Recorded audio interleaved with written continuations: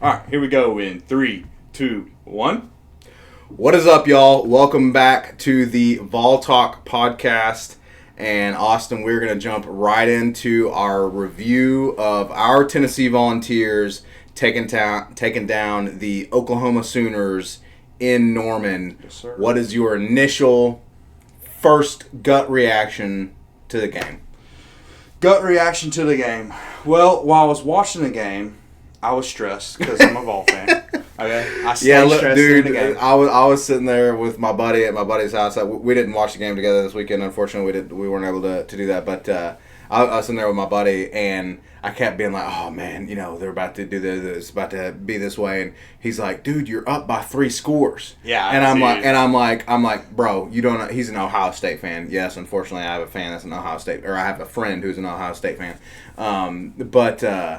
He's like, "What are you doing?" I'm like, "Bro, BVS." Yeah, dude. Battered Vols syndrome. 100%. So, yeah, man. I mean, listen, I think now after the game that I have time to think about it, it makes more sense about the game flow and how it all played out. But, yeah, I mean, the first half, we dominated the game. I mean, at the end of the day, we dominated the first half, and then we didn't do much offensively in the second half. And at the end of the game, it was garbage time. But again, as Vol fans, it kind of takes me back to the 2022 Florida game. It's like that game, we dominated that entire football game, essentially, especially in the second half. We started running away with it. And then in the fourth quarter, they score a garbage time touchdown, but then get an onside kick. and you're starting to wonder, You're like, oh my goodness. AR had a chance at the end of the game to hit a Hail Mary to win the game. It's just that kind of stuff that we've dealt with as Tennessee fans. That's like, you never know. But at the end of the day, Tennessee dominated the game. Really, if you watched the preview, you could have already had the information. You would have known. You would have known what was going to happen. So subscribe, and don't miss an episode, because if you're in here with Vol Talk, you already know. I can't remember if I said it on the preview, but I have text message proof. Doesn't matter. I said the one bet in this game to take is the under. It's gonna be a defensive ball game. Yeah. I said that, and then also the biggest discrepancy in the game was the defensive line of Tennessee versus the Oklahoma offensive line. And if I'm not mistaken, we might have mentioned that. We may have mentioned that on the preview show. I just thought that it doesn't matter. It really didn't even matter how Nico played unless he just made mistake after mistake. It doesn't matter if the offense doesn't put up 40. That's such a big discrepancy between those two position groups that it's going to be what decides the game. And that's really what happened, dude. I mean, we were so dominant in the first half defensively that we got their 5-star quarterback benched, who was ranked ahead of Nico, by the way. I didn't even realize that. He was ranked ahead of Nico? In the recruiting rankings, apparently he was ranked ahead of Nico. I could be wrong about that, but I'm pretty sure I'm not. I'm pretty sure he was ranked ahead of Nico. At the very least, he was a 5-star quarterback. He's 5-star, yeah. 5-star quarterback prospect. And I think on some sites he was ranked ahead of Nico. We got him benched because, I mean, it was just how... It's unbelievable. Dude, going into the season... It's the story of the season, is the defense. It's the story of the season because going into the season... I said, if this defense is solid and Nico is that guy, we can go places. Yeah. Because in 2022, there was definitely games where the defense wasn't even solid. Correct. And we still won 10 ball games that year. So if this defense was solid, we could have been a good team, a playoff contender. This defense is now potentially elite. Oh, no, not potentially elite. The best defense in the country. As far as what's happening on paper, it's... Okay. Right off the bat, let's get into some stats. Time. Okay, so Austin is freaking ready. He's about to hit us with some defensive stats. We're ready to hop right into it. So, y'all, listen, before we go anywhere else, please comment, subscribe, like, all that good stuff. Y'all know what to do. We appreciate it. So we're going to jump into it. We're going to review this game. We're going to review... what happened on both sides of the ball, and I think you might have a video for me to react to, right? Yeah, we have all kinds of stuff I want to get into. All kinds of stuff. So we're going to start with, you want to start with the defense. Yeah, because it's the story of the season, dude. And I'm going to jump around a little bit with the game flow, but the biggest stat coming from this game, we went 19 consecutive quarters without giving up a touchdown, which hasn't happened in 20 years. 20 That seasons. hasn't happened in 20 years. And Georgia is currently on a 16-quarter streak. We got it to 19. They're on a 16-quarter streak, but they're playing Alabama this weekend. Nice. So it's very likely that they don't make it to 19. I kind of hope they do. I can't stand Alabama, can't stand Georgia, but I can't stand Alabama more. So if they beat the streak, at least that means they beat the hell out of Alabama. Yeah. But I mean, that's insanely impressive, dude. Insanely impressive. Well, especially because how much the game has evolved in 20 years. That's a good point. It's so heavily offensively focused now that, it's like, okay, back when last time it happened 20 years ago, that was feasible. It almost seems unfeasible now in today's game. And I get it. We're going to let's go ahead and hear those haters on the channel. Oh, your opponents, blah blah blah. Yeah. But here's the point I keep making, bro, is your Alabamas and your Georgias are playing cupcakes as well and not making these streaks. Yeah, and I won't even.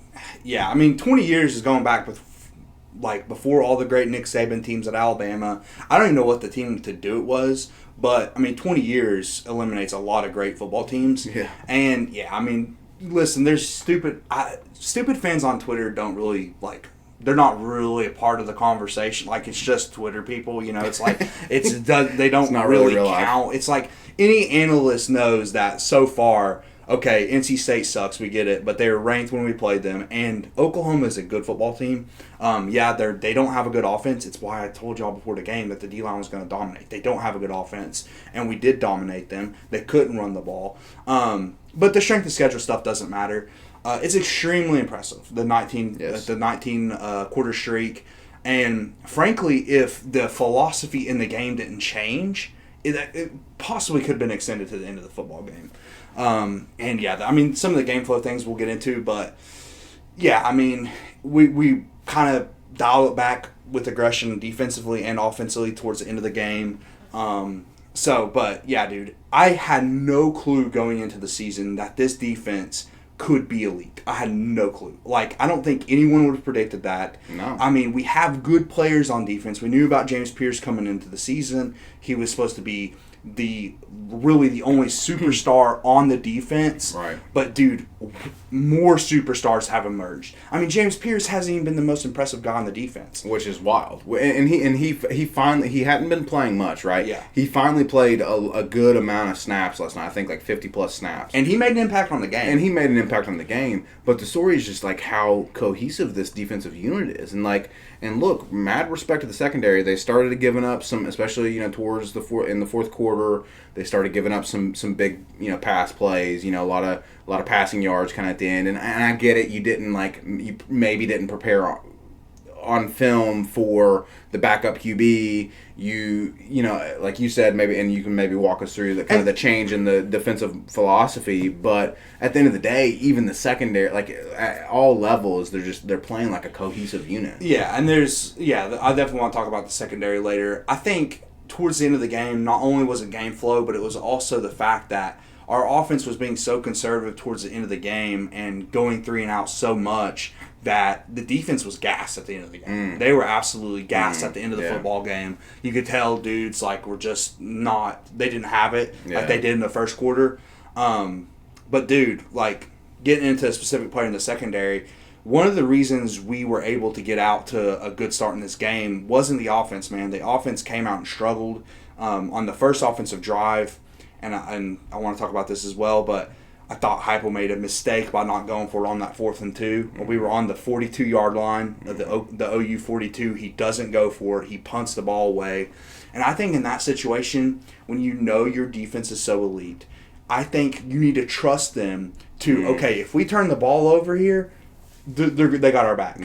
We got our back. I think he should have been more aggressive in that spot. He's probably protecting Nico a little bit. But the 2 plays in the first quarter that set the tone for this game were from who I think is the best player on this team right now, Jermod McCoy, dude. The cornerback. Dude, he has been elite, dude. He has been absolutely elite. Wow. I got some stats from the game for him that I'll go over. But, dude, think about it. The very first drive, Oklahoma goes for it on 4th down. Who got the pass breakup? Jermod McCoy on that spot, dude. He sets the tone for the team. And then later on in the first quarter, Oklahoma was starting to drive. It's after Tennessee. I can't remember if we had turned the ball over, we punted, and they started to move the ball, and he got that pick. He got that interception. So, dude, he has been. I think it's not even really close, dude. Even like some people might say Nico. I don't even think Nico's reached his full level or his full potential yet. He's still so young, still growing. Yeah, exactly. But I think Jermon McCoy by far has been the best player on the team throughout the entire season. Well, and that's pretty bold statement. And I'm not disagreeing. I just that's insane to me that a secondary player in our secondary, our hot and ready secondary. Yeah, I know. Yeah, true listeners, true fans of the Vol Talk podcast remember the hot and ready secondary. Absolutely. But that's wild. But you're absolutely right that interception was huge. Just the turnover generation in general and it was so weird. I don't know if you noticed in the game. This is kind of a side note, but the announcers, I think it was Reese and Herbstreit. Mm-hmm. It took them a while for whatever reason to realize what had happened on the field, and I think it was because I guess it was in Norman, and so whatever the call was on the field, the fans weren't happy about it, and so you didn't hear any noise. Because normally when like something happens, you hear noise, and you're like, okay, something happened. But like when we would get those fumbles, like especially when we, if you remember, I think it was in the first quarter we fumbled, and it was bad because it was like within our 10, and they recovered, and then we got a fumble right back, and it took like a good 10 seconds for Reese and Herbstreit to be like, oh, this was a fumble. Tennessee has the football. It was a weird situation. It was kind of weird. Like I've never experienced it watching a game before, but man, like those turnovers were huge. This turnover generation on this defense is absolutely massive. Play for and make the breaks, man, and they're making those breaks on defense. Yeah, dude, it's because really going back before this game, they weren't generating a lot of turnovers through the rest of the season. I mean, we had the pick six in the NC State game, but for the most part, it was just suffocating in the run game. Yeah. And just not giving up big plays. But this game, I mean, it was everything, dude. They were suffocating in the run game. Oklahoma had 36 yards rushing. I mean, dude, if you rush for 36 yards in a game in the SEC, you've lost. You're not winning the ball game. Yeah. You're not winning the ball game. I mean, when your defense is that elite stopping the run, that's pretty powerful, dude. Yeah. And like I said, I mean, and I'll finish up the Jermon McCoy discussion, but I mean, the secondary who was everyone's question mark. Go listen to any analyst going into the season, national 100%. Analyst. Everyone's question mark about our defense was the secondary. Because they were trash last year. Yeah. And there was no reason to and we lost starters. Like, there was no reason to believe that it was... And now, like, if you go back and listen to the Vol Talk podcast, okay? This podcast, exactly. I said, I had questions about the secondary. Of course we did. But... I also said, okay, secondary wasn't good last year, and then we had all the transfers out. You can look at that two ways. You can say, oh, are they going to get worse because they lost all these starters? Or you can say, are they going to get better because it wasn't very good? Yeah. It's all the trash guys left. It's like if you're at the bottom. And that's how it's played out, dude. Not only Jermon McCoy, but Jacoby Thomas, dude. He has had 2 of those massive hits. So he's the guy who hit the guy on the sideline. Dude, he is setting the tone for this team. He also had that massive hit in the NC State game, where I think it was was it Kent State? Anyways, he's had 2 massive hits this season. That, I mean, it just sets the tone for the defense. But I loved that little welcome to the SEC, by the way, dude. When he just lays that guy out and into the sideline and it's totally, dude. Welcome. Exactly. Welcome to SEC. But Jermon McCoy, his stats for the game, he had 48 coverage snaps, 0 catches allowed on 4 targets, 1 interception, and 1 pass breakup, and the passer rating allowed was 0.0, bro. Dude. You know passer rating, how passer rating works is, if you throw it in the dirt, it's like a 59. So he is literally, it's better to just throw it in the dirt than to throw that guy's way. That's how good he has been, dude. He has been that elite on defense.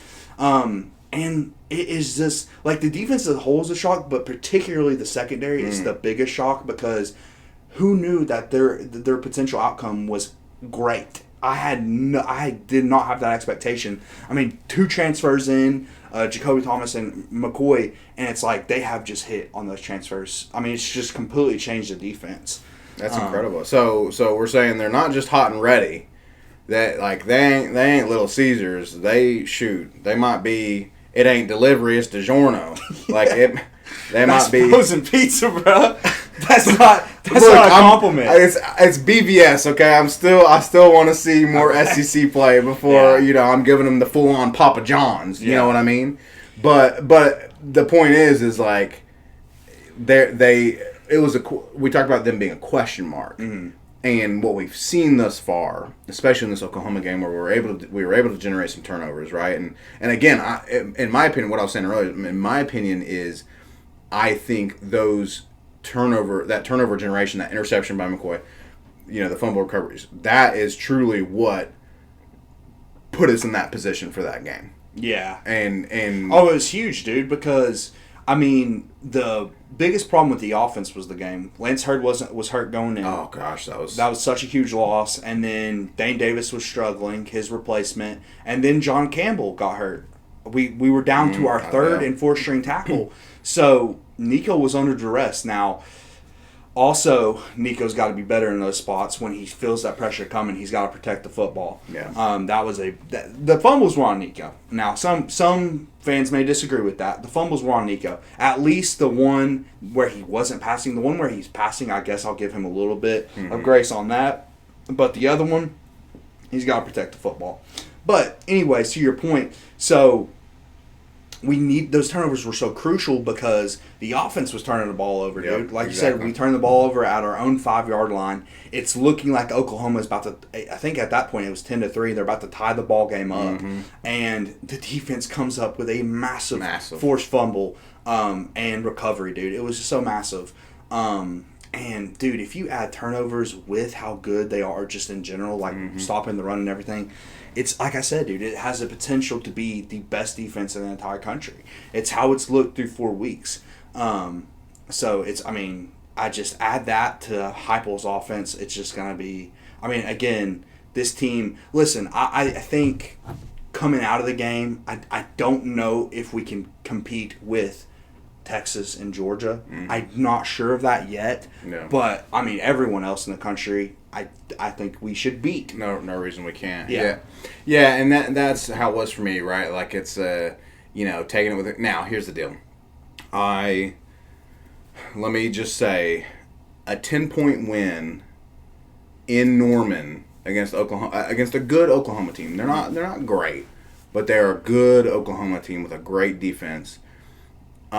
Which, by the way, is not, that's a Brent Venables effect right there, right? Yeah, definitely. Because Oklahoma has not had, great defense in the past, few years. I'll take that. I will take a road win. It's our first, it's been too many years for us to get a top 15. 29 games. 29 games. Consecutively where we didn't get a top 15 win. A top 15 AP poll road win. And so that I'm not complaining. I'll take it. But obviously, I think to your point, it's like we saw through that game with a little bit of the offensive struggles, and things like that. That like can we compete with Texas and Georgia? It's still going to be tough. Especially we've got Georgia at Georgia this year. That'll be tough. Yeah. But why? We've got Bama back in Neyland. I think. Why can't we compete with, Yeah, I think when that game comes, they're going to be a favorite. This team is different, dude. We're top 5 so early in the season because you can look at a team's performance. You can look at what the stars that have emerged from this team. It's a really good roster. Mm-hmm. Now, there's other question marks about the team. So going back to how I was feeling after the game, obviously I'm happy. We just won. We just broke that streak. Heupel's just breaking all these streaks. I was upset after the game, like a lot of Vols fans were, because I felt like there was meat left on the bone. Like, I felt like we could have dominated that game, like completely blew them out on the scoreboard. But afterwards, I kind of changed my tune on that, because if you listen to Heupel's press conference and you just look at the game flow in general, what seemed to have happened was the defense was so good that in the second half, Heupel said, we're not going to put this game on Nico's shoulders. There's no reason to. Why would you put it on his shoulders when your defense is literally so suffocating that they haven't given up a touchdown in 19 quarters? Let's just hand the ball off. Okay, keep everyone healthy, especially with the offensive line injuries, dude. Because Nico, I mean, some of those sacks were on him. Some of them weren't. Some of them were just free blitzers that Dane Davis didn't even touch. And no disrespect, it wasn't his best game. I hope he gets better. We're going to need him throughout the season. No disrespect, but pick it up. No. Seriously, man. Let's encourage the guy. We need him to play disrespect, but be better. Yeah, well, we need to encourage the guy. Listen, it was a tough assignment. Like you said, Brent Venables' defense, he sends weird stunts and blitzes from places that you don't expect. So I understand it was a tough assignment. But, Heupel saw that and said, hey, we need to keep Nico healthy, hand the ball off. Okay, I think that's one of the reasons Nico wasn't keeping on read options, which was driving us nuts, by the way, because Nico's such a special runner, dude. Yeah. He needs to keep it on those read option more. But Heupel saw how the game was playing out and said, okay, let's run the football, not make mistakes. Let's not get in a situation where we're trying to get more points, throw an interception, or fumble again, get Oklahoma back in this game. Let's protect the ball. Let's get out of here with a win. And because coaches don't care about, we're not looking at what fans are looking at. Dude, I mean, the way I wanted 20 quarters, 21 corners without an offensive touchdown. But Heupel's just trying to get out of there with the W. Dude, I wanted to really show Oklahoma that this is a different league, bro. Especially with how some of them fans were yapping. Yeah. I mean, dude, I wanted to really show them that this is a different league. And I got to bring this up, too. And I wish I brought it up earlier. But it was so funny, dude, on game day. I don't know if you watch game day. But McAfee literally let slip on the broadcast that they were there for Tennessee. Exactly what I said, bro. Do you remember that? Yeah, exactly. I said that they were there for Tennessee. He said, oh, yeah, Tennessee, and that's why we're here today.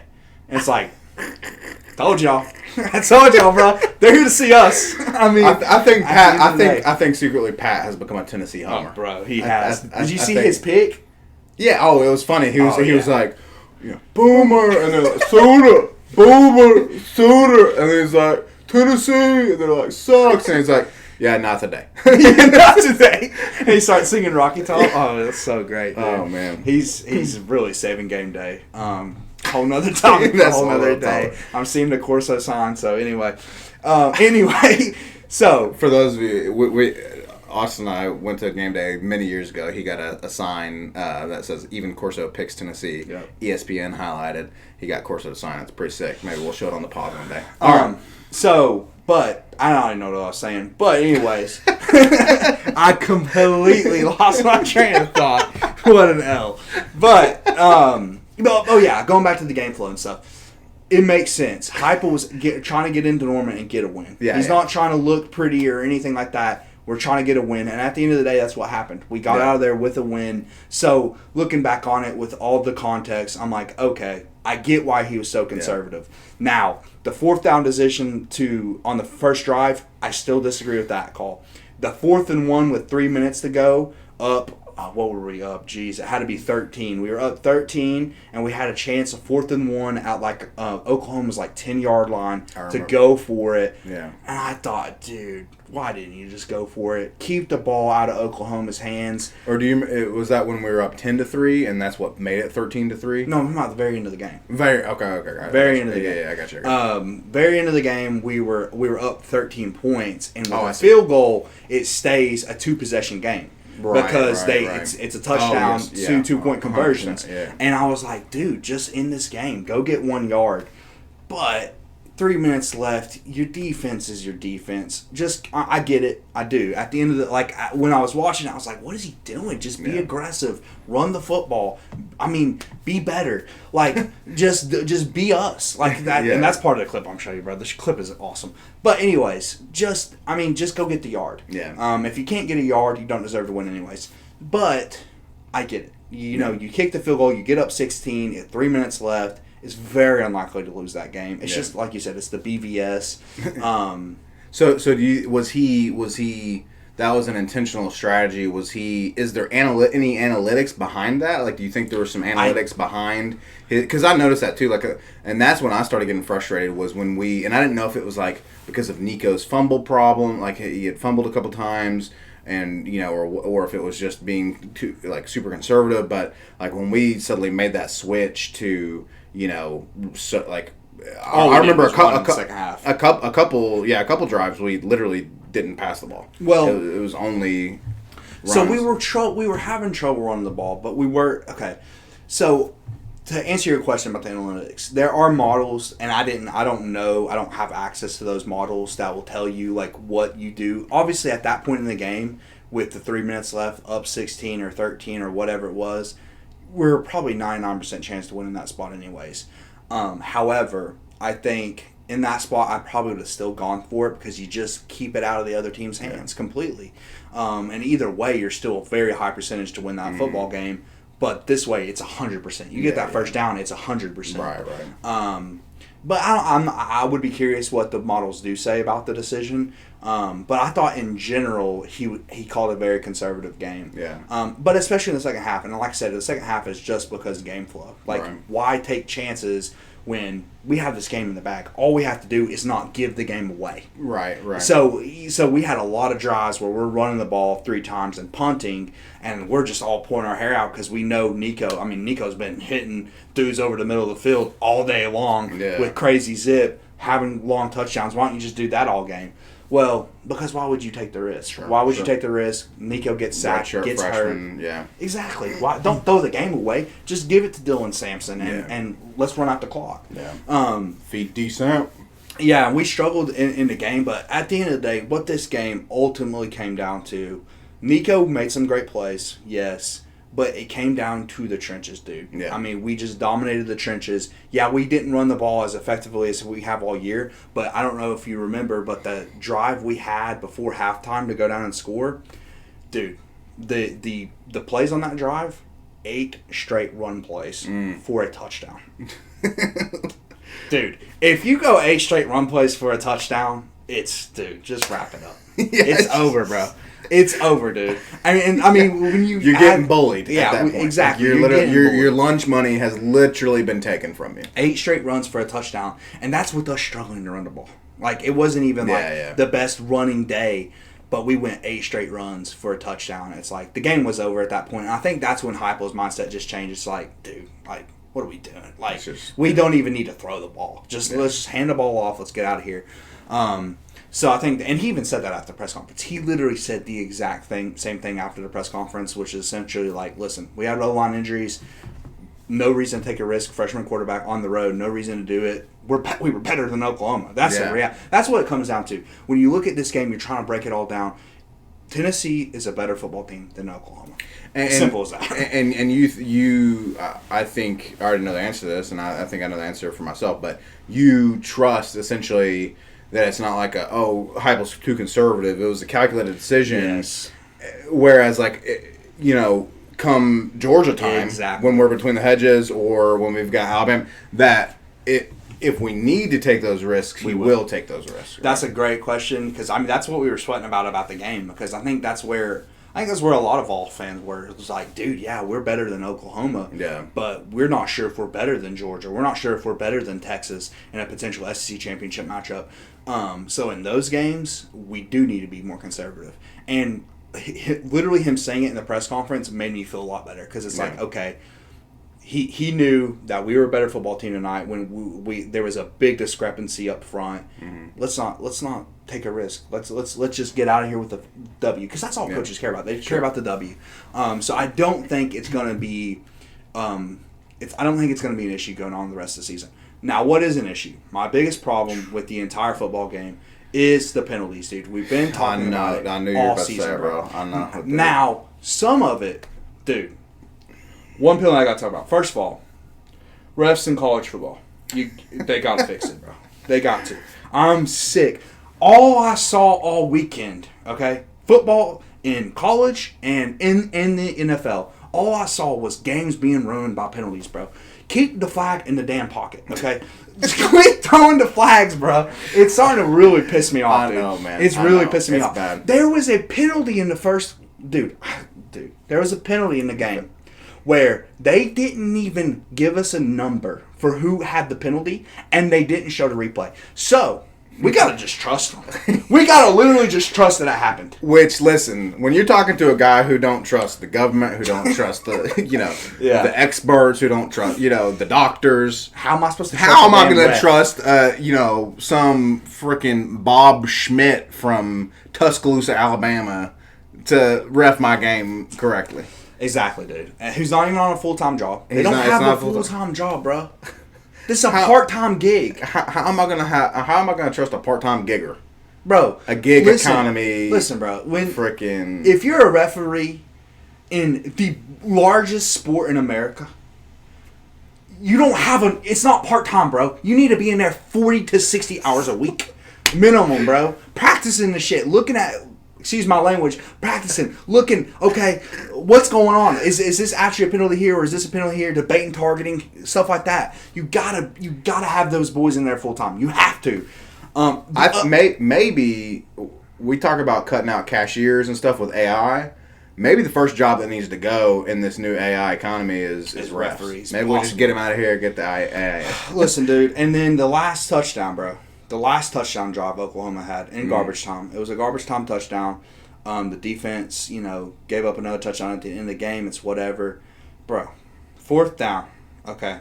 Should have been a fumble on the quarterback for a touchdown for Tennessee. Would have made the game. Now, listen, doesn't matter. It's a W. Doesn't matter. But it would have made the game 32-9 at that point. Okay.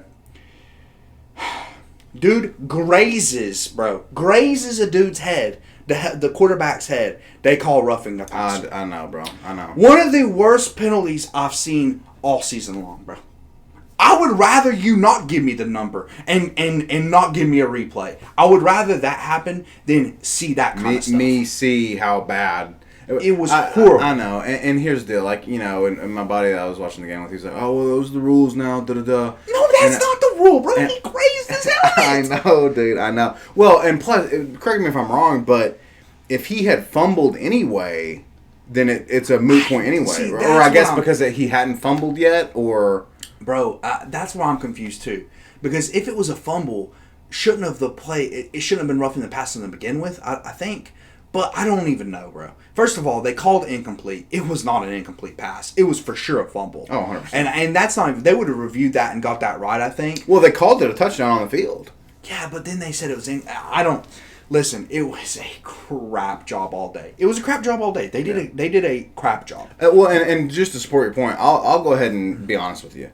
That the fumble they gave us, where they called a lateral or backwards pass, it was backwards, bro.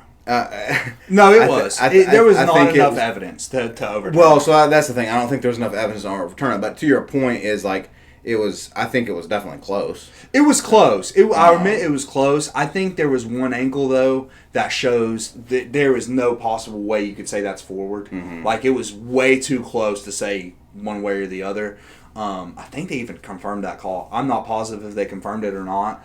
But the point is that the referees were horrible in the game. Okay, they were horrible in the game in general. Okay.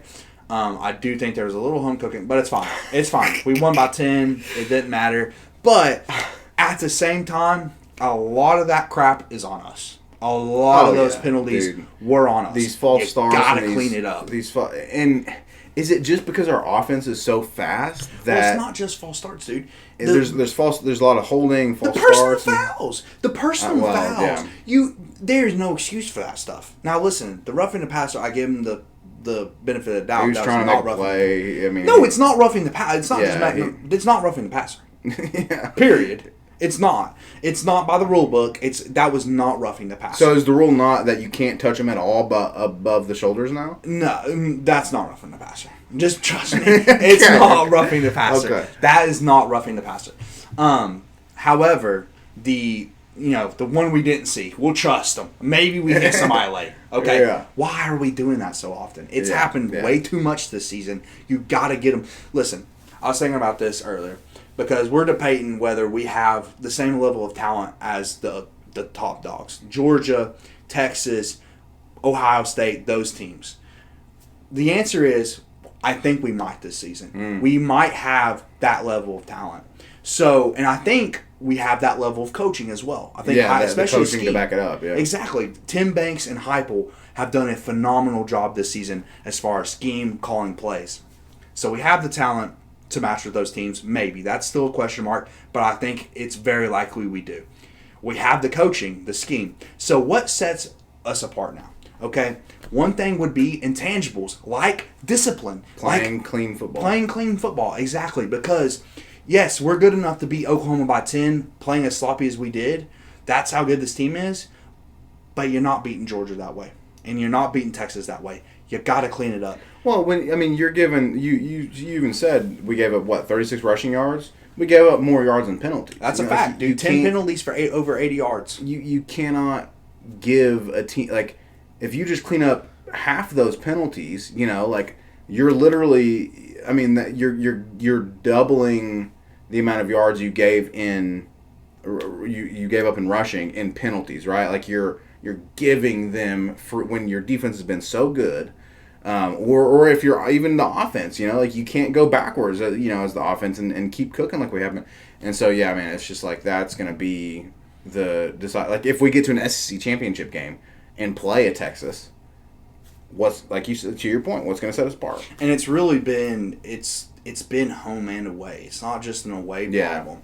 It's because it's sloppy. It's not. Yeah, exactly. It's not like communication or something. No, exactly. It's not just communication, and it's killing drives, like you're saying, holding and everything. It's just killing drives. So I really hope that they can figure it out, because it's going to come back to bite us if we don't clean that kind of stuff up.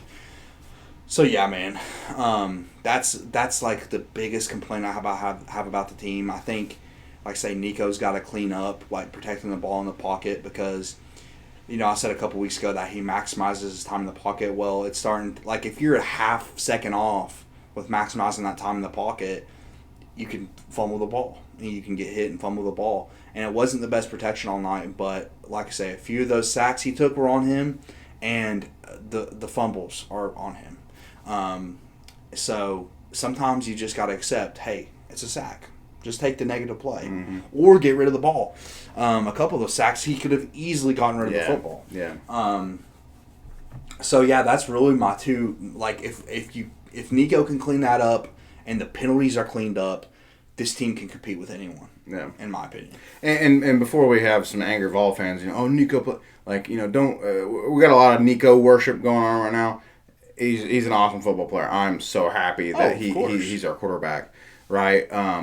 But he still has room to get better. Exactly, and I think it speaks volumes that he did have a good stat line. Yeah. He had not quite 200 yards passing, it was nearly 200. It was like 180 yards passing, like that, 160 for a touchdown. And so he had a decent, putting away the fumbles, he had a decent stat line.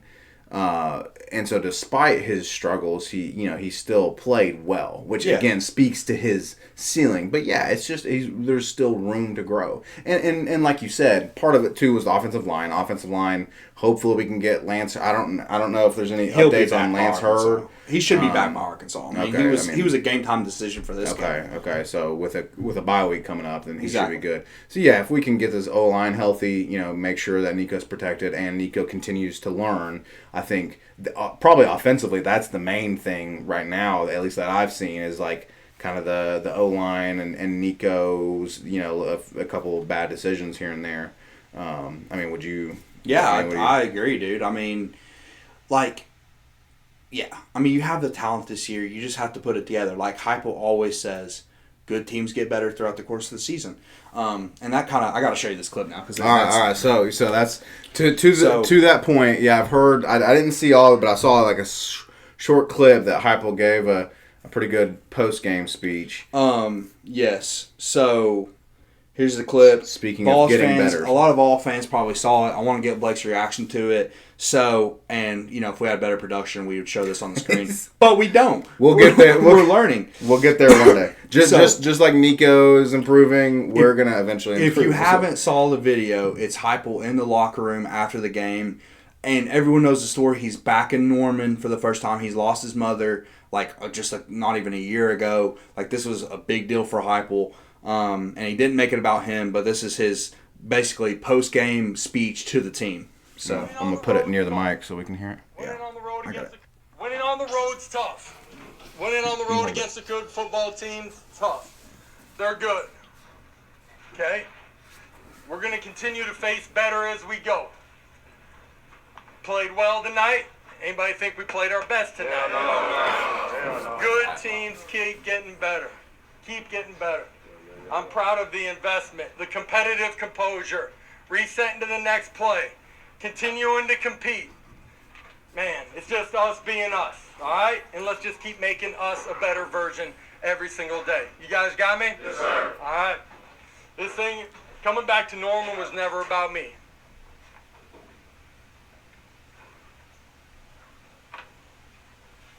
It was not.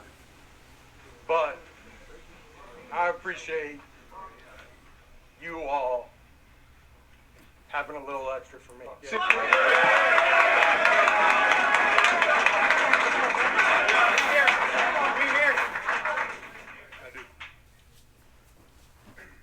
I love you guys, and I really mean that. We know you go. I know. I'm proud of you. I'm proud of how we've grown. Damn, our best is still out in front of us. We got Hell yeah. One day at a time to just keep getting better. You guys got me? Yes, sir. All right, I love it. Bow your heads, grab two. Yo. Hey, we did that for you, Coach. This game ball for you.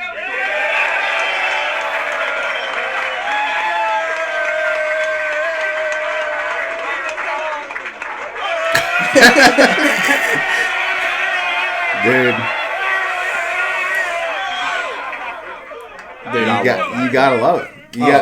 You gotta love that kind of culture that he's building, man. Like, cause here's the deal. I don't have any evidence to back this up. Okay, I'm not, like some of y'all Vols fans who like apparently had, these crazy spy networks when, you got groomers and you're like talking about like the coaching searches and like, I don't know, some of y'all have some crazy sources. I don't have those crazy sources, but I'm willing to bet that the locker room during a Jeremy Pruitt era was not anything anywhere near that kind of culture. I don't think Heupel's had that kind of. So, when my favorite part of the clip is when Heupel was like, "Does anyone think we played our best?" And everyone's Hell like, no. "Hell no, bro! No one." Like you hear like 20 guys say that. Yeah. It's like they really have bought in to what Heupel's preaching. Like you can tell that's why he's like proud of the investment because they actually believe what Heupel's saying, which is, "Hey, we got to get better." Mm-hmm. Like you might be 4-0, you might be top 5 in the country. But we're not where we want to be. And that's exactly what we've been talking about since the first week on this podcast is you have to get better throughout the season. Yeah. You have to. That's what great teams do is they get better throughout the season. And you can tell the team loves them, man. Yeah. Like there's actually a genuine like love from the coaching to the players. Like it's amazing, dude, what Heupel's done, like, culturally with Tennessee, dude. And, like, the quick turnaround. Because, as a whole, listen, like, Heupel he's in his 4th season. Mm-hmm. He's in his 4th season. And considering all what he's done in 4 years, like, if you look at just the stats with and without Heupel or since he's been here, it's amazing. How many streaks has he broken? Mm-hmm. How many, like... another thing is like the amount of times we've been in the top 5 over like the last 20 years. It's like all Heupel. It's like all Josh Heupel. It's like under his air, dude. It's amazing what he's done, dude. And the culture, like you said, dude. That's the biggest thing I took from that clip was the culture he's built within the locker room. And it's just, and I saw that clip and it's like, dude, this is championship level stuff. This is what championship teams are like. Yes. When you have the talent, you have the culture, you have the coaching, and all those things meet. And those are the kind of teams that are going to go far in the playoffs and in the national championship picture. So, I mean, it's extremely exciting when I see stuff like that because it's like that's what's actually happening within the locker room. That it pumps me up, man, because it's like you said, like that you have to have those. Sometimes like back in '98, right? He stumbled, he fumbled, right? Sometimes you got to have destiny on your side. Yeah. Sometimes you do, right? But at the end of the day, all those things that you were talking about were there, and that's what allowed destiny to come in and say, "Hey, this is the team," right? Because if those things aren't there, then it doesn't matter. Like it doesn't matter. Yeah. You have to have those things there: the talent, the coaching, the drive, right? The will of the players that they actually want, and that's I think what I see in that clip as well is like, because man, how many times in the past decade of Tennessee football have we seen players who very clearly aren't really all that invested? They're not all that concerned about The team success. About Tennessee Volunteer success, and so that's I see that, and then like you said, the culture, and bringing that all together is just it's huge. Yeah, dude. I mean, awesome clip. Yeah, he's totally. He didn't try to fix it within a year like what you see at Colorado. Yeah. He didn't bring in 50 transfers. He's built this thing from the ground up, dude. He's truly done that. And who knows? Will he win a championship? I don't know. But he is the guy. At this point, I feel like Heupel is the guy. He's answered the road question. That was a lot of question all of us had. Can he beat a team that he's favored against on the road? And he did it, man.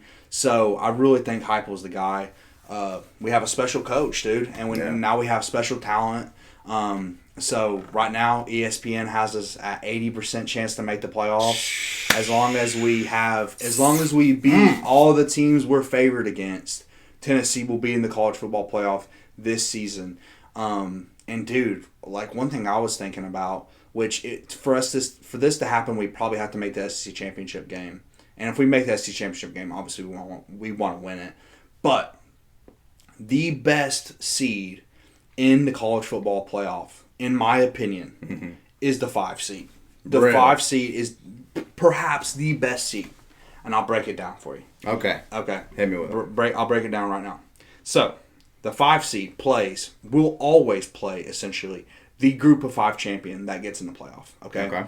The group of 5 champion is not going to be a good team 90% of years. Yep. It's going to be a game where whoever is that 5 seed, you are the favorite by multiple touchdowns against that team. And that game will be at home. So you'll get that group of 5 opponent at home, and, I mean, all intents and purposes, that might as well be a bye week. I mean, in most cases. It's not going to be a bye week because you still have to play. That's a pretty Keeps you favorable fresh, though. matchup. It's like an extra practice. Yeah, it's a favorable matchup. So, but not only that, the 5 seed will go on to play the 4 seed. And a lot of time, the 4 seed will not be a very good team. Because think about it. The Power 4 conferences got automatic bids. So the 4 seed will be the worst Power 4 champion. Yeah. So a lot of times, that's going to be the Big 12 champion or the ACC champion. Why is it not the 1 seed playing the... Because there's 12 teams. Because they're okay. I got you. So anyway, so the 5 seed, you beat the group of 5, you'll be playing the 4 seed.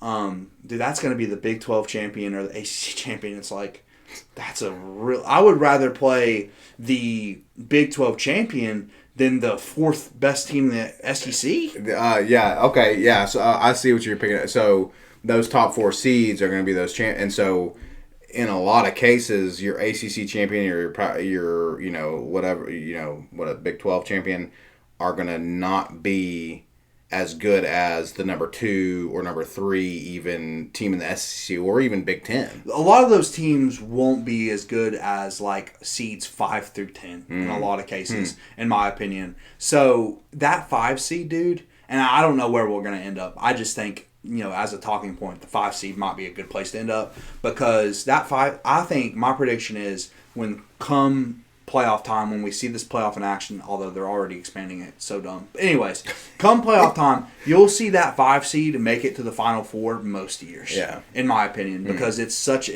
like you get the best matchups. Yeah. Obviously having the bye week would be great. Like if you can be the 1 seed, have the bye week, I guess that would be better. But I think that 5 seed is I'll book it right now. I think the 5 seed was going to be in the Final Four pretty much most years if this format stays the format. So it's interesting, dude. I mean, all you have to do at this point is beat the teams you're favored against, which doesn't always happen. No. We know that. 2022. But Yeah. just beat the teams you're better than. Well, and I feel as though I don't know the lines yet, but I feel as though we're heavily favored against most of the teams that were, Arkansas, Kentucky, Vanderbilt, like all these different teams are. It's not like a Oh no, it's heavy favor. You're 100% like right. it's not a close. I saw the breakdown of the FPI predictions, like the percentage to win, and I could be wrong about this, but I'm pretty sure all of the games outside of Georgia and Alabama were 90% chance plus to win. Wow. Or at least most of those games. If not, I'm pretty sure it's all of them, dude, because like outside of those two big matchups, it's a pretty favorable schedule going forward. Exactly. Yeah, I mean we're in a really good spot. Now we're only 4 games into the season, so you have to, a lot of things can happen. And again, you can't sleep on even those heavily favored games, right? As we've seen. Yeah, exactly. Right? I mean, we're not sitting here saying like this. It's entirely It's a a lock, No. But it's extremely likely Yeah. at this point. It's extremely likely if this team stays the course. And dude, had we just completely dominated Oklahoma, I probably would have come on the podcast and declared us the best team in the country. I'm not going to do that. I think 5 is probably right now. I think you could argue we're ahead of Alabama. I think Alabama's about to get exposed really quickly. But by Georgia, probably. But I mean, Alabama hasn't really. What do they have on their resume so far? That's amazing to me, because if you listen, social media sucks and like comment sections are terrible, but dude, no one's schedule's getting questioned more than Tennessee's, dude. It's incredible. I know. You ranked Oklahoma in the top 15. National media, it was you, okay? So you're going to discredit us. Oklahoma doesn't have a quarterback. Y'all did it. It wasn't us. We're just beating the teams on our schedule, covering the spread every game. Yeah. I mean, we're dominating every single game, so it's whatever. Like, Alabama hasn't played, literally. Wisconsin wasn't ranked when Alabama beat them. No. NC State was. It's whatever, man. It's fine. Everyone's schedule's getting questioned. But at the end of the day, the rankings, everything doesn't matter. This season's going to play out. And we're going to play all the games. We're going to play Georgia. We're going to play Alabama. And we're going to find out. However, even though I think we're not top 3 right now, I think we probably should be 4. That's probably where I would have ranked us. I think this team can go 12-0 at this point. It's in the realm of possibilities at this point. I don't think you're crazy at all to say it's in the realm of possibility. Yeah. I mean, because you look at Alabama, we've got Alabama at home. Yep. They're certain, and with how well we're playing, and with the question marks that they have, it's certainly feasible. Yeah, of course. And after how Georgia played Kentucky, and Georgia's potential question marks, and again how we've been playing, especially this defense, it is certainly feasible. Yeah. We're not sitting here and saying that it's going to happen guaranteed, okay? No, my prediction right now, if you want to just do some, and maybe we do this on the midweek show too, but my prediction right now, I'm sitting at 11-1. I think 11-1 is what's going to happen. Okay. At this point, just with the the way loss to Georgia. I'm not even going to pinpoint the loss. I think we're going to win one of Alabama and Georgia, and I'm going to hope and expect to take care of business everywhere else. Because I mean, really, like most of those games are at home. The one road game is Arkansas coming off the bye. I feel pretty confident about that game. Yeah. So we should take care of business everywhere else. And I'm not going to pinpoint which of Alabama and Georgia we win, but because, dude, not only did Georgia struggle against Kentucky, I think the most interesting thing about Georgia is that they have a brutal schedule leading up to us, dude. Yeah. Like, brutal. They play Alabama, Texas, Ole Miss all before us. Yeah. And then they play us. It's just something to look at. It's something to look at. I'm not saying we're going to beat Georgia. I'm saying it's something to look at. That they've got a pretty brutal gauntlet. Yeah. Which here's the deal. We play UTEP before Georgia. Right. Or maybe after. It doesn't matter. Yeah, I think it's after Georgia, but it's right before Vandy. But like, here's the deal: Tennessee has had enough of those gauntlets in our recent history where I'm like, dude, let Georgia run that gauntlet. Like screw them, and I don't have any sympathy for them. No, and I have zero sympathy. And we have a hard enough schedule.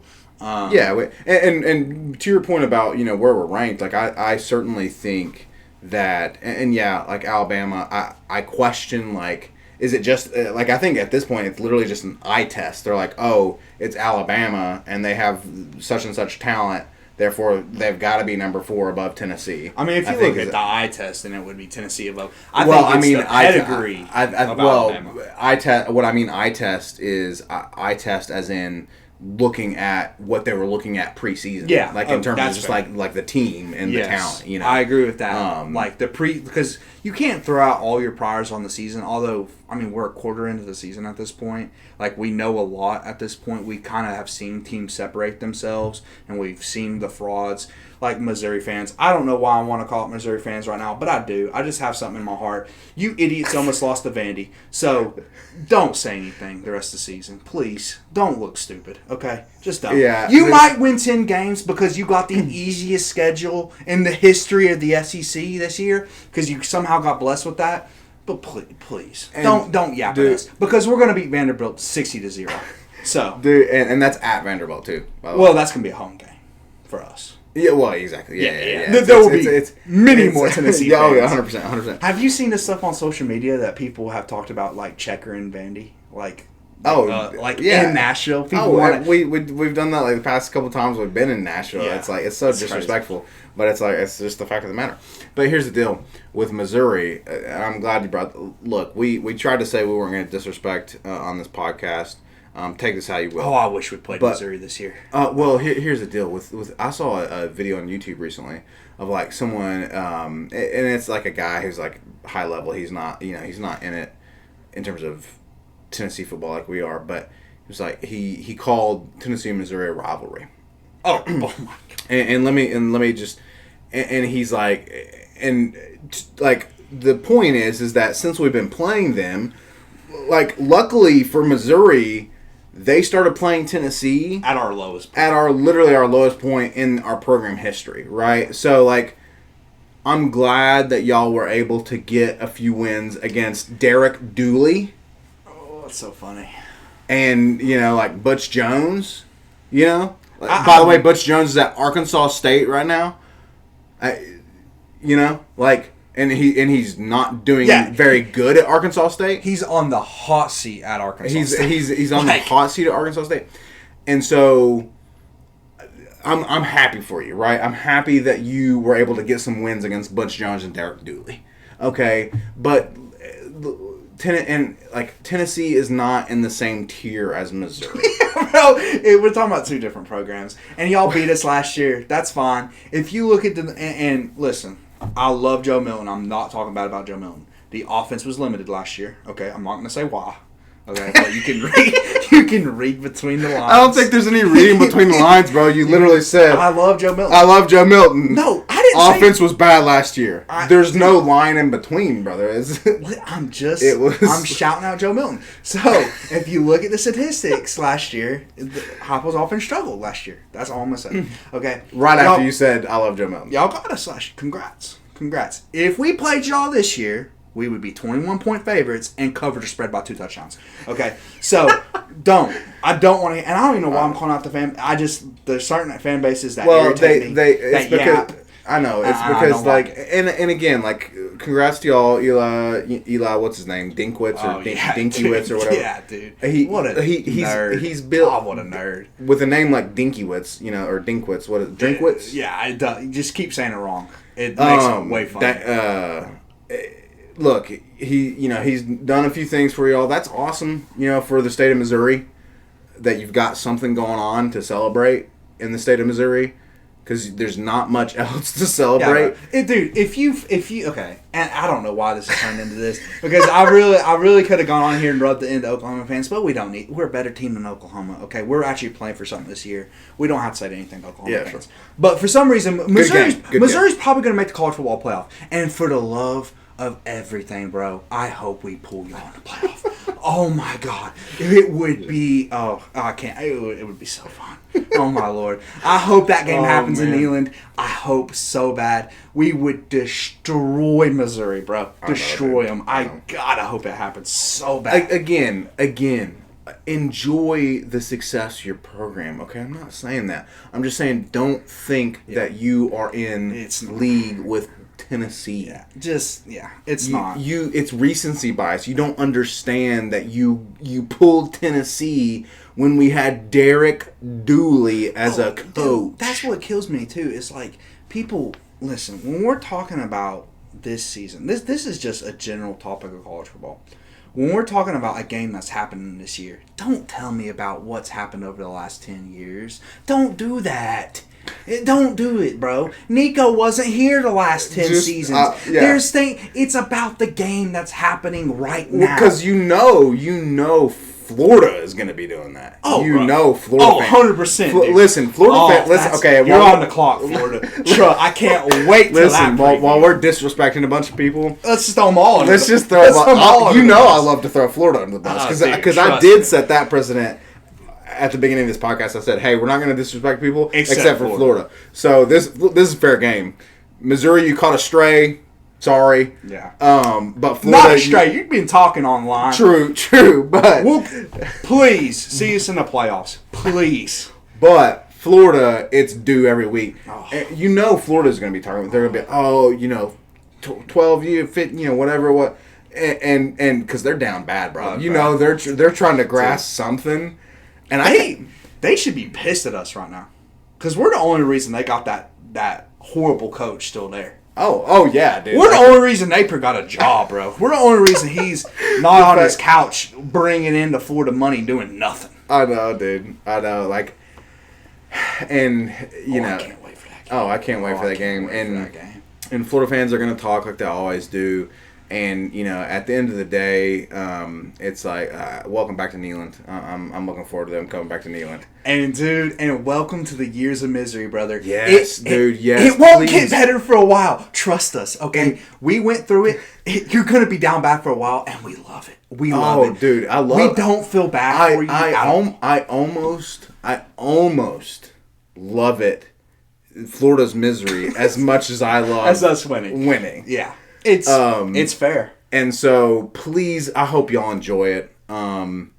By the way, this is not just Tennessee fans. Everyone in the SEC agrees that Florida fans are the worst. Like, I've literally seen polls, and everyone agrees Florida fans are trash. So please look in the mirror, and as you're going through this misery, maybe consider a personal journey of sorts. Yeah. Right? To, kind of maybe look in the mirror and, understand yourself a little bit better. And how Tim Tebow is out of college eligibility. What are you trying to say? Tebow's out of college eligibility. Urban Meyer ain't coaching. It's Urban Meyer. Y'all gonna suck for a while. So humble yourselves. Realize, okay, thank God that the Tennessee rivalry is going away. We won't have to play them every year. Thank God that's not gonna be an L every year.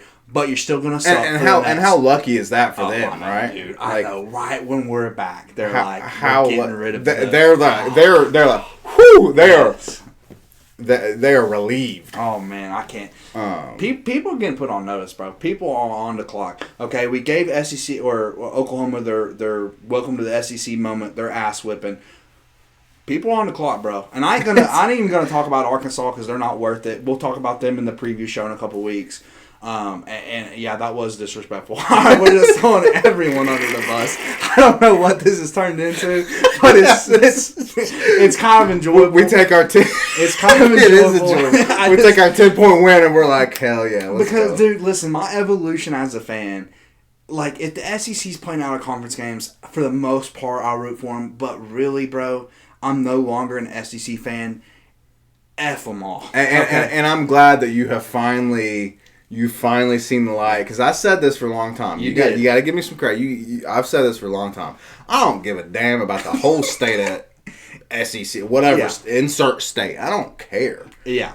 Tennessee football. Yes. And exactly like you're saying, these people are on the clock because bro. Because the thing is and there's been there's people on the college football scene who are fairly objective and knew this. Yeah, they knew it was coming. Shout out to Josh Pate, right? Pate's number one. He's been talking about how Tennessee, it was a matter of time. It was a matter of time because Tennessee is a prestigious program in the country, right? They have all the resources. We are a top 10 winningest program in the country. This and your Ohio State fans, your Michigan fans, your Alabama fans think they're so high and mighty, right? And I get there's that. even Texas is like, oh, Texas is back. Great. Yes, y'all are a storied program as well. Tennessee is right in there. Yeah. Tennessee is right in there. And we have, like you said, we have the resources. We certainly have the fan base, okay? And look, we might end up being the most hated fan base in the SEC after a couple of years of success because, and frankly, I don't care because we're due, okay? Yeah. We're long overdue. I think people already hate Tennessee fans. Oh, well, they do. And it's because I think they hate us for our passion, It's like they're jealous that Tennessee is so unique, man. Like, Tennessee is... there's all these other freaking blue teams and red teams and this teams and that teams. There ain't nothing like Big Orange, bro. Dude, I know. There's these, you got your Tigers and your War Eagles and your Elephants and your freaking thises and that's. There is nothing else even similar to Volunteers. And let me say this, because we're talking a lot of... Let's be honest, we're talking a lot of shit about a lot of SEC schools right now. And let me say this. Y'all don't switch it up on us, okay? Because Tennessee fans, for the longest time, trust me, I was one of them, always pointed to history. They're like, oh, but look at what we did in the past. And y'all said we can't do that. Y'all don't switch it up now. Yeah. Don't start pointing to the past. Oh, dude, Do not start pointing to the past now. Yes. I don't want to hear about the past. We're talking about current events, brother. And current event is we're top 5, 4-0, and we're coming, bro. We are coming. Actually, what's even better is they have to come to us. Oh, yeah. And Baltimore in general, bro. And dude, and welcome. Like, you have to come regardless of if you want to or not. And guess what? I know you don't want to. I know you don't want to. Yeah. I know you don't want to. Because it's going to be a big one. But you have to, so your tail is going to be tucked between your legs. You're going to be slowly whimpering up like a little scared dog. Did you see our national championship in 2007? In 2008? We don't care. Under Urban Meyer. We're not talking about that. It's current events, brother. It's the current. It's 2024. Correct. And we're not talking about history. Welcome back to Neyland. Exactly. So, I can't wait. Anyway, thanks for fun joining us season. for the Oklahoma review. We got off on these We're days taking before. it easy on Oklahoma. Yeah, welcome to the SEC. Yeah, exactly. Which is tough league. It won't be the first game you lose this season. I will say this: I'm so overjoyed that Oklahoma's first SEC game was an L to us. Is an L to us. And it's so dominating. I mean, and that's not. And this is truly not disrespect to Oklahoma fans. This is just like no. I'm because welcome. Yeah, because I don't know if y'all saw the stadium afterwards. There wasn't a lot of Oklahoma. Like, it was mostly Tennessee fans. I mean, it was like 20,000 Tennessee fans in the stadium. All heard was Rocky Top. I mean, that's going to be a lot of teams over the next. I mean, since Heupel, it's like, dude, a lot of these teams' fight song all of a sudden sounds like Rocky Top. It's been weird, like Death Valley. Yeah, LSU, man, Oklahoma. they're really familiar with Rocky Top now. So. Yeah, so exactly. Oh man, it's fun times, man. It's look, we maybe, and so we'll talk about this real quick. We got a bye week coming up, right? So we're not going to drop the Arkansas. So this episode, you're watching this on Monday, right? And so today is Monday.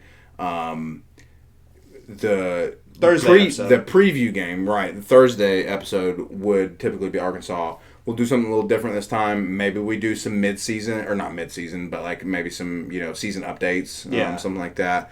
We'll see what we're gonna drop for y'all. But the Arkansas preview will happen the following week, before the Thursday before the game. Yep. Correct. Yep. We want to stay consistent for y'all. But man, it was like it was. I like where we're at. I'm happy getting a road dub against Oklahoma. Like it was a huge question mark. It was a huge question mark because it's one of the ones that we talked about, early on in the season. We've been talking about it for several weeks. Like, we really, like, every game we were like, hey, we got Oklahoma coming up in Norman. Oh yeah, we had it circled since the beginning of the year. Circled. So, so we're glad to have that question mark answered. It's not exactly what we were wanting. Right, but like I don't want to get. Well, if you told us preseason, that's what happened. Correct. We would be happy. No, 100%. And that's the thing is, I don't want to get greedy in hindsight. Right. Yeah, it's like if you told me preseason, hey, you're going to go into Norman against this Oklahoma team and get a 10-point victory, I'd say, okay. Yeah. Sign me up. Sign me up for that. Sign big me time. up. Where do I sign? I will sign in blood. Dude, 2 or 3 weeks ago, we were the underdog in that football game. Exactly. Like, the opening line to that game had Oklahoma as 4-point favorites. Yeah. So, yeah, dude. I mean, overall, it was a dominating performance. I'm really happy with the team's performance so far. There's things to clean up, obviously. Obviously, the team knows that they don't have to hear it from us goobers. I mean, we're just talking about what we've seen and what we like to see and stuff like that. So, but, I mean, yeah, dude, it's 4-0 start. It's fantastic, dude. We should be extremely happy. I can't wait. I can't wait for the rest of the season. I can't wait to shut up some of these fan bases, dude. Oh, man. It's going to be a good season. Yeah, it's nothing will feel better once we, shut up Florida fans. Once we, and hey, listen, I'm ready for Bama to be back in Neyland. That's all I'm gonna say. I'm ready for a fun season, man. I'm ready to take on a couple more teams in red. Yeah, we just beat a team in red. We'll take on a couple more. Why not? So. Thank y'all for joining this Vol Talk podcast episode. Again, we're going to continue to upload Monday mornings at 10 a.m. and Thursday mornings at 10 a.m. This Thursday will be a little different since we don't have a game this week. Y'all enjoy the bye week, Vol fans. The team, let's get rested up. Vol fans, again, enjoy the bye week. We've got a 4-0 football team, so go Vols, baby. So thank y'all. We'll see you on the next episode. GBO. Go Big Orange, baby.